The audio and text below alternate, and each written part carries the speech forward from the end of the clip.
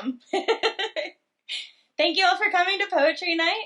We have a really super special Poetry Night I'm really excited about, which is made up entirely of local poets. But I will have Mike explain more about the evening. But in short, thank you all for coming tonight. And bathrooms are downstairs if you need them. And then let's go. Let's do it. Okay.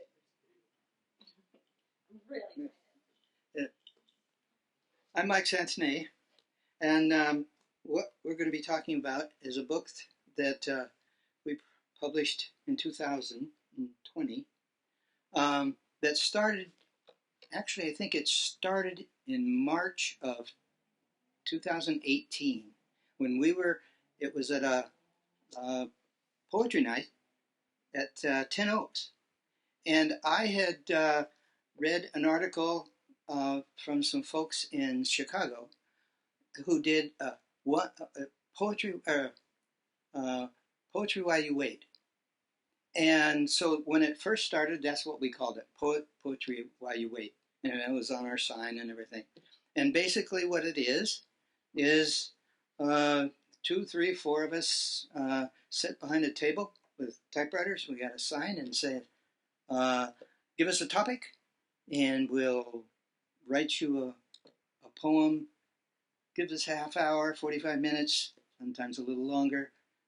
We started out over on 3rd Street in Ransom Tasting Room, which was next to Nick's Cafe.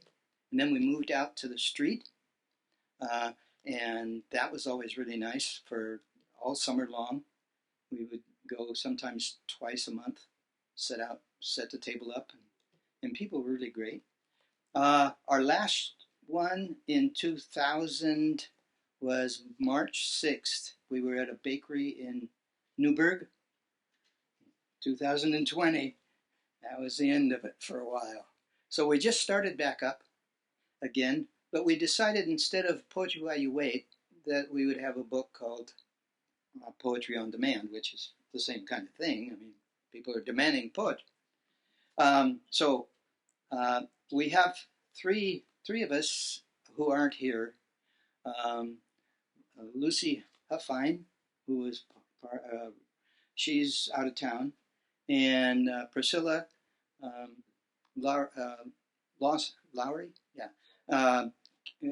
couldn't make it, and Dave Holmes is on his 42-foot sailboat out in the Pacific somewhere. I don't know why he couldn't make it here. But so anyway, what we're going to do is I'm going to read one of mine, and then I'm going to read one of Lucy's and one of Priscilla's, and then the Bruce Shahagan is here. He's one of the poets. Mike Paul, and we've been doing this, and Bob Zenheiser. We've been doing this starting again, so look for us on 3rd Street or at your favorite winery. We might give us a topic. Okay, enough of that. Let me start with one of mine. We're in alphabetical order, so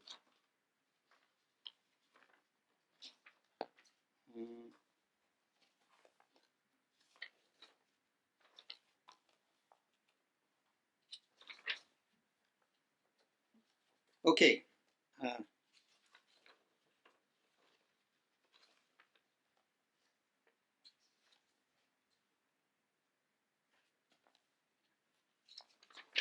Sorry. Okay, here we go. One of the things we did about the book is there's a paragraph that sort of explains the poem, the reason we started writing it.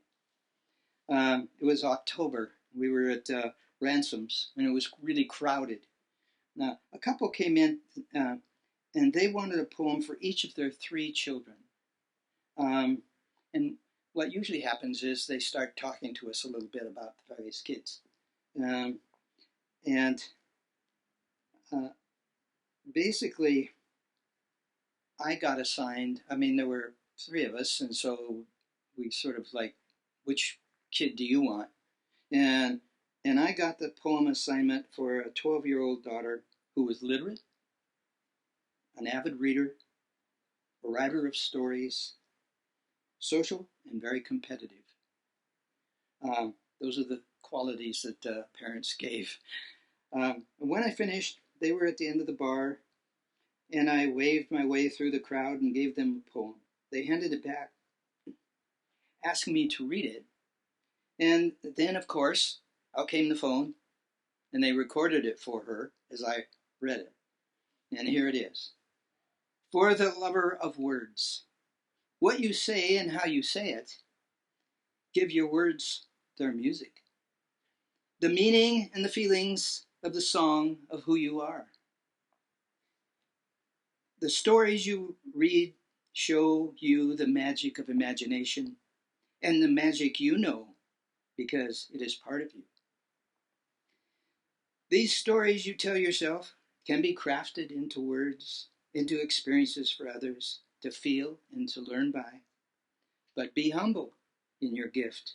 Those songs may come easy in your mind, but writing them to the world takes courage.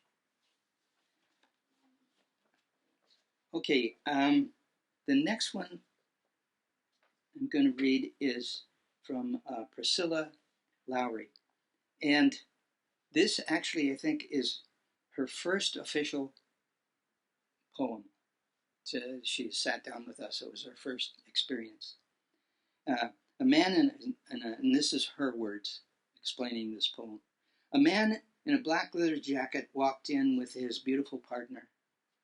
He asked me to write a love poem using the words fated and star-crossed.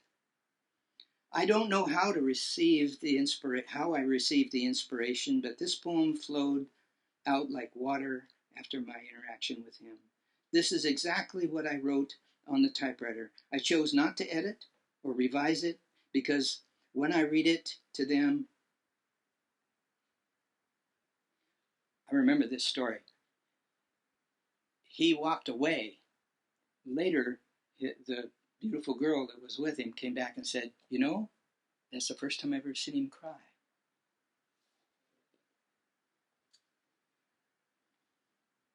Okay, she thanked me. It was a true privilege to write and read this poem. It's really difficult to put into words the power of that moment, the manner in which words can access the space or resonance of truth for a person. The deep intimacy of connecting, the humanity of this couple filled my heart with joy and gratitude. I felt completely changed and in that inexplicable way by this experience. What a gift. She was hooked. She came to every one of them. And she's a great poet. So here we go. Fated. Once I set a course on a star. Pursued, dogged, searched, yearned for you. Where were you? Damn it. I waited the soft, illuminated kiss that would soothe my jagged edges. Taking steps toward light that I couldn't see in the darkness, I shook only to find myself elated at the glimmer of green.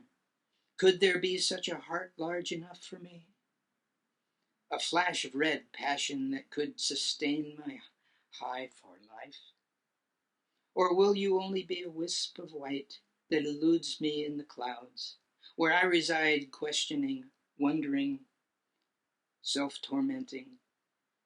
Are you out there? Making as dangerous wrong turns as me? Are you out there falling down like me? To point the crawling on my knees under my own oppression, while willing myself to rise again once more. Because this time I have stopped, and when I did, the door opened, and where I walked towards my own star-crossed self, yes, it was fated. I have never looked back.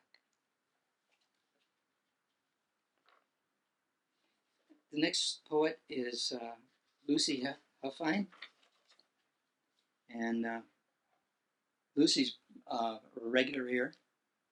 She just was out of town. She was like, bummer, I'm out of town. So one of the things, you get lots of different things. So just star-crossed lover, third, 12-year-old daughter. This one, somebody said, I want a poem to resemble the poetry of Richard Brautigan. I don't know if you know Richard Brautigan, trout fishing in America.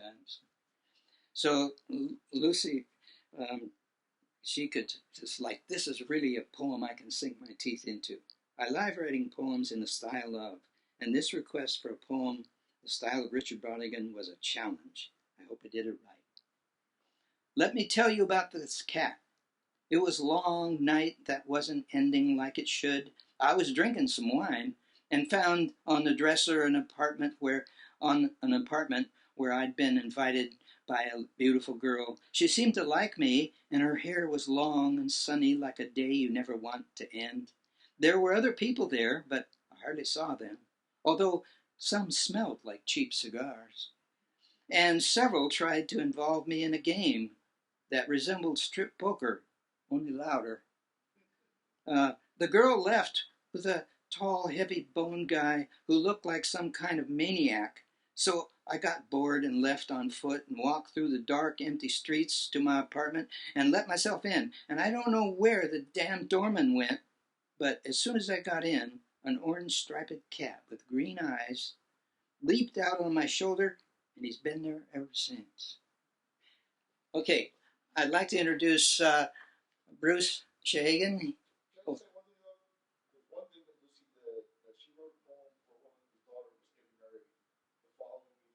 Yeah. You want to hear it? Huh?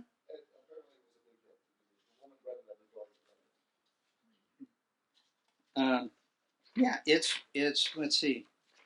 Where is it? It's right here. It's not very long. Huh? Page 16? 13. Yeah, to a daughter getting married. And I could give you advice. I have a lot of it. Yet on this day, this solemn day, let's just relax. Let's drink a few toasts, laugh at dumb jokes, and tell me your stories and I'll tell you mine. Here you go into new life, and isn't it a thrill? You two will sail on waters both calm and rough. You will hold on, let go, ride waves, be pulled into the undertow, thrown into full hoop-de-doo living. And I know, don't ask me how I know, but I know you will you will land on your feet, coming up for air, grinning with the joy of it, both of you ready for more. Bruce? Okay, I've got a poem here that I want to start out with reading on behalf of one of our cohorts who is, as Mike said, out sailing the Pacific, Dave Holmes. And this was something he describes that the people who came in, he says this, oops, I got the wrong one. He says this is one of his favorite experiences at Poetry on Demand events. 3 siblings came in, and he thinks they were siblings, but the brother asked for a poem about unrestrained laughter, and he asked if there was anything else he could give me for direction, and said it would be great if there was a Native American lady in the poem named She Laughs with Soul. So the poem almost brought them to tears when it was read, and it's kind of a frequent occurrence, all too frequent. People get emotional with joy, I guess, mixed in. And Dave wanted to ask who the woman was, but it just didn't seem like the right moment to bother them with those details. And so here's the poem. She laughs with soul. Her laughter caresses my ear and infects my heart. Wisdom in the unrestrained abandon, a meeting of joyous eyes. She laughs with soul, never snickers or chuckles, but shakes her whole body, committed to mirth. And I, caught in the sway of her grace, join in the laughter of the first peoples, filling this forest with beauty again. Here's another one by Dave I'll read. A couple came in and asked for a love poem. And Dave said, I would describe what I saw in them as a resting confidence in something real. I could tell the relationship was special, coming later in life and after many relationships that were not. I read them the poem, they kissed and thanked me, and here's the poem called Love. More than imagined, unreal in so many ways, a chance meeting or chemistry, finding each other in the storm, making our way together, easing each other's load. Love, the binding energy, filling our searching souls.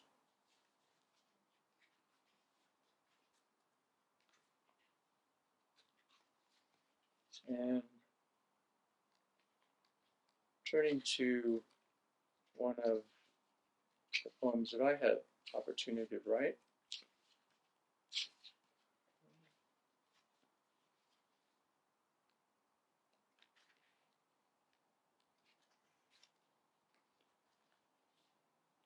This piece was requested by a robust young fellow, living life to the fullest.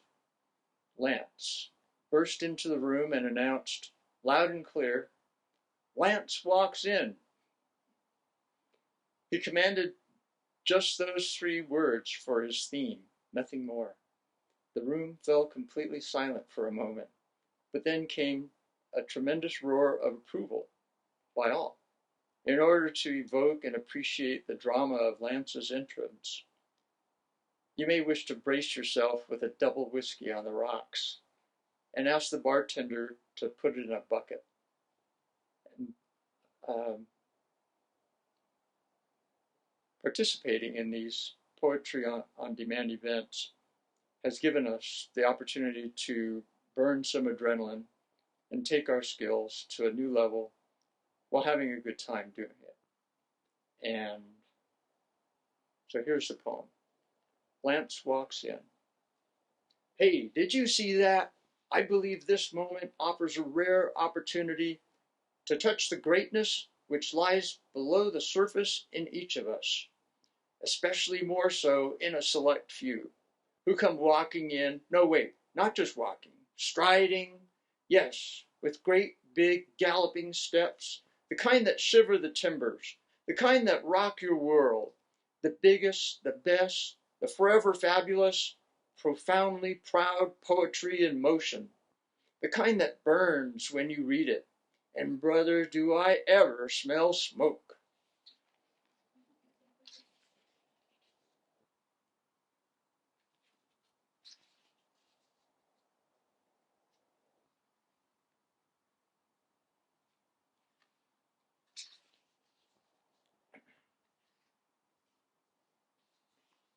Then one last one I want to read was some folks came in and they had a bountiful harvest in their garden, and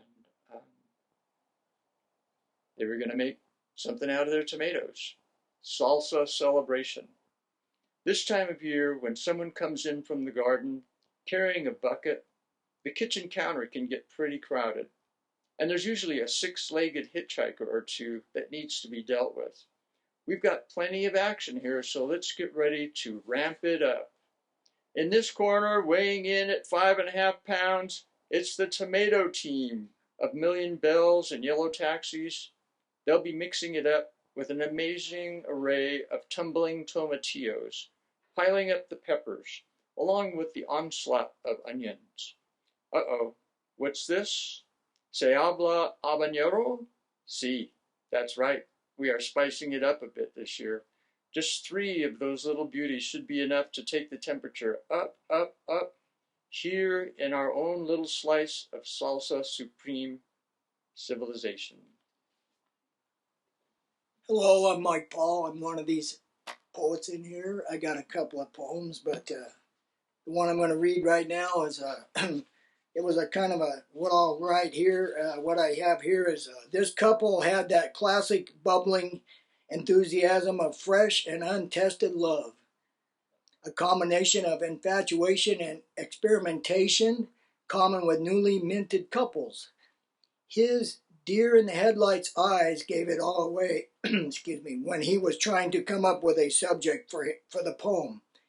This was requested by a guy who had hearts for eyes, and the object of his affection was standing arm in arm, coaxing him as he described how the poem should be. Believe me, these two were in the infatuation phase of the relationship.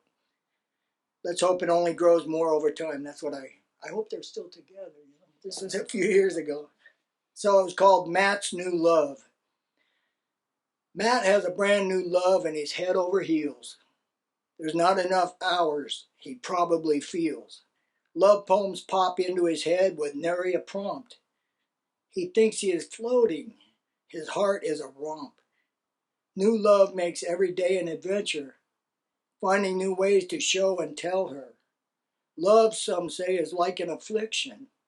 If not treated quickly, it's soon an addiction. Contagious love has gone straight to his ticker. Poor Matt is incurable. He couldn't be sicker.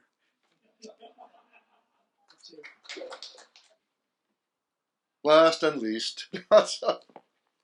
Oh, I've got a couple here. Let's see. One of them, Delilah, was requested by a woman growing Delilahs in a local vineyard. So, and she was actually quite pleased with it. It's a haiku.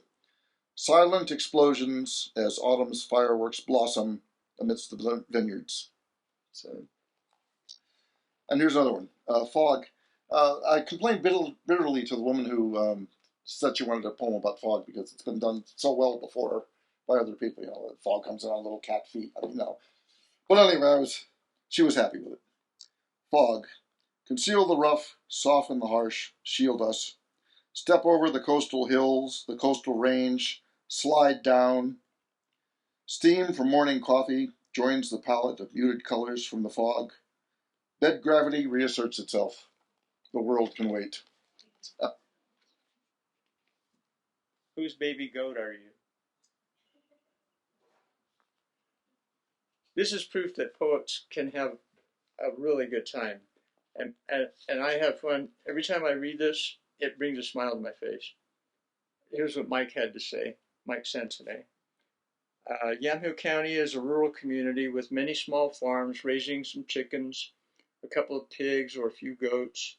There's a certain chaos at the Poetry on Demand table as 4 or 5 us poets listen to someone requesting their poem, and what I heard was they had a baby goat, but they weren't sure who the sire was.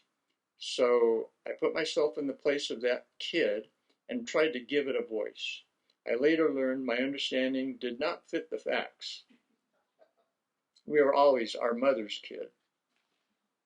Whose baby goat are you? I don't know who my dad is, but I know my mom. He may love me. I hope he does. My mom loves me. She keeps me warm and protects me from the mean goose who attacks me in our drafty barn. When I grow up, I'll never miss knowing my dad.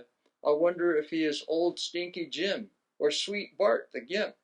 My mom's family never liked either one, so I'm my mother's kid.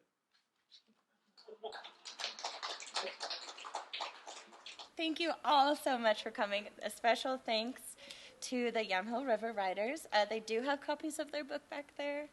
I don't want to brag, but I had the tremendous honor of being mentioned in the introduction. So that's another good reason.